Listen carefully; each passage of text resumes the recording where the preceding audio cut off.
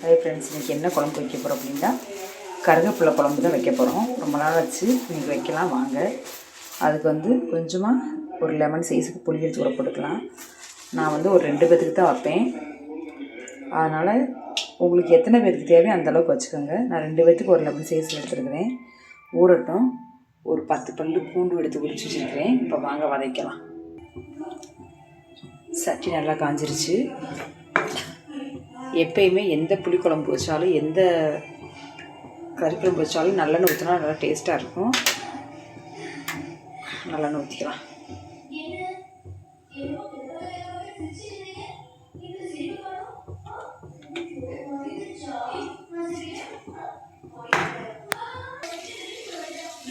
சீரகம் போட்டுக்கலாம். ஒரு 1/2 ஸ்பூனுக்கு 1 ஸ்பூன் மிளகு போட்டுக்கலாம். நல்லா செடியில் கருவேப்பிலை பறித்து நல்லா கழுவி வச்சுருக்கேன். வாங்க போட்டுக்கலாம்.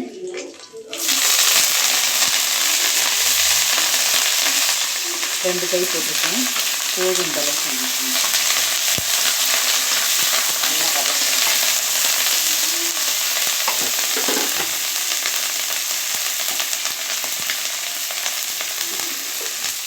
பூண்டு போட்டுக்கலாம்.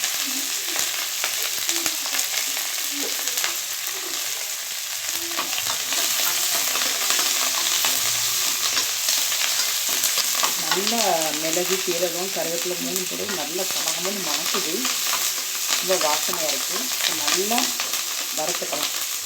இதை நல்லா வதக்கலைண்டா கசப்பு தன்மை மாதிரி வரும். நல்லா வறுத்துக்கலாம்.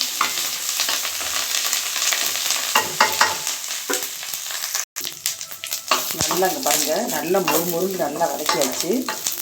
இதை கொஞ்சம் நேரம் அடுப்பை ஆஃப் பண்ணிவிட்டு ஆற விட்டு மிக்ஸி ஜாருக்கு மாற்றி அரைச்சிக்கலாம். நல்லா வறுத்துச்சு கருவேப்பிலை பாருங்கள்.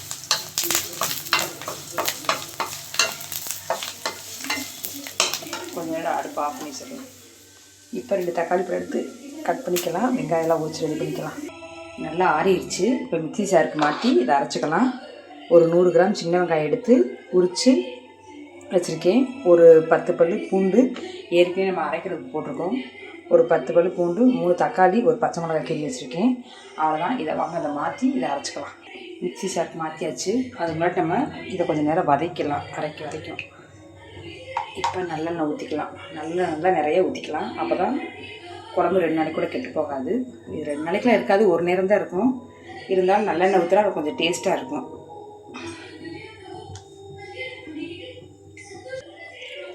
அரைச்சாச்சு பாருங்கள். நல்லா வலுவலுன்னு அரைச்சிட்டு வந்துட்டேன். இப்போ ஆயில் காஞ்சிச்சு. கடுகு போட்டுக்கலாம்.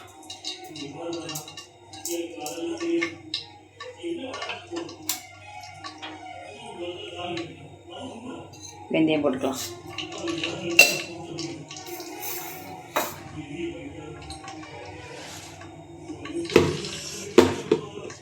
கருவேப்பிலை உடம்புக்கு ரொம்ப நல்லது. கருவேப்பிலை சாப்பிட்டா நல்ல முடி வளரும். உடம்புல இருக்க கெட்ட கொழுப்புகளையும் கரைக்கும்.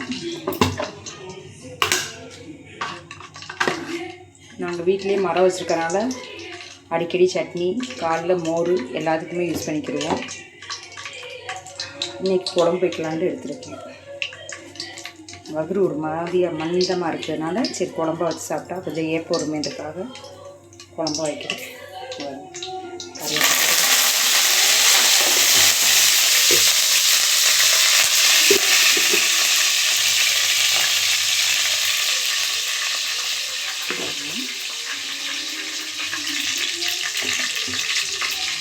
நான் எப்போயுமே சின்ன வெங்காயம் யூஸ் பண்ண மாட்டேன். இன்றைக்கி இந்த குழம்புக்கு சின்ன வெங்காயம் போட்டால் தான் டேஸ்ட்டாக இருந்ததுக்காக ஊற்றி வச்சுருக்கேன்.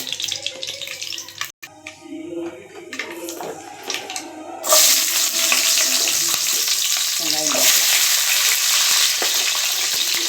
பூண்டு போட்டு பச்சை மிளகாய் எல்லாம் போட்டுக்கலாம். நல்லா வதங்கணும். நம்ம வதக்குறது தான் டேஸ்ட்டே இருக்குது. அதனால் நல்லா வதக்கலாம்.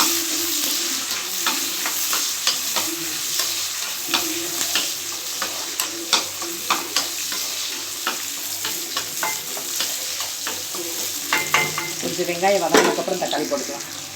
வெங்காயம் நல்லா கண்ணாடி பதம் வந்துருச்சு. தக்காளி போட்டுக்கலாம்.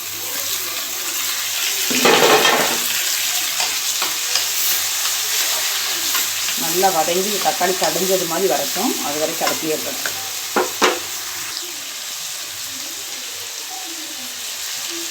உப்பு போட்டுக்கலாம்.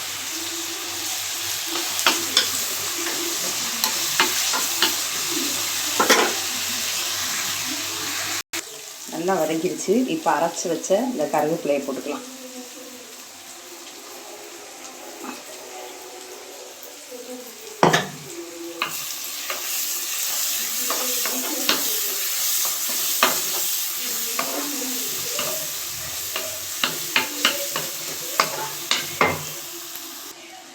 வீட்டில் அரைச்ச மிளகாப்பொடி போட்டுக்கலாம். உங்களுக்கு காரம் வேண்டாம் மிளகாத்தூள் மல்லித்தூள் போட்டுக்கலாம். எனக்கு காரம் போது நான் மிளகு போட்டிருக்கனால. உங்களுக்கு தேவைண்டா அதுவும் போட்டால் இன்னும் டேஸ்ட்டாக இருக்கும். எங்களுக்கு அந்த மாதிரி வேண்டாம், ஏற்கனவே காரம் அதிகமாக இருக்குது.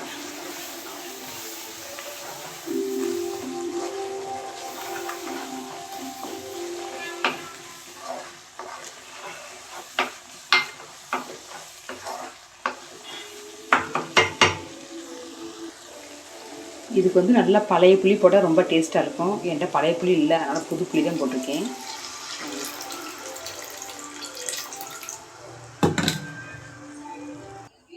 புளி தண்ணி எல்லாம் ஊற்றி தேவையான அளவு தண்ணி ஊற்றியாச்சு. உப்பு தேவைக்கு போடலாம். இப்போ நல்லா கொஞ்சம் ஆயில் பிரிஞ்சு வர அளவுக்கு வரட்டும். நல்லா ஆயில் பிரிஞ்சதுக்கப்புறம் கொஞ்சம் நேரம் எடுத்து பார்க்கலாம். குழம்பு கொதியுது. அதுக்குள்ளே கொஞ்சம் வெல்லம் போட்டுக்கலாம். இது வெல்லம் எதுக்காக போடுறோம்னா புளிப்பு உப்பு காரம் எது அதிகமாக இருந்தாலும் அது சரி பண்ணிடணும். அதுக்காக வெல்லம் போடுறது. இப்போ போட்டாச்சு. நல்லா கொதிச்சு வரும். குழம்பு நல்லா கொதிச்சிருச்சு. இங்கே பாருங்கள், சுற்றி ஆயில் பிரிஞ்சு வந்துருச்சு. நல்லா கலகலன்னு கட்டியாக கிரேவி மாதிரி வச்சுட்டேன். இது சுட சுட சாப்பாட்டில் போட்டு பிணைஞ்சு சாப்பிட்டா செம்மையாக இருக்கும். நான் சாப்பாடு வைக்கல, இட்லி தான் வச்சுருக்கேன். பாருங்கள் எவ்வளோ கட்டியாக இருக்குதுண்டு.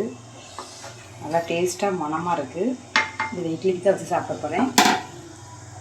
இங்கே பாருங்கள், நான் இட்லிக்கு தான் எடுத்துருக்கேன். சும்மா ஒரு இட்லி தான். இங்கே பாருங்கள், நல்லா நாட்டுக்கோழி டேஸ்ட்டில் இருக்குதுன்னு நினைக்கிறேன். சூப்பராக இருக்குது.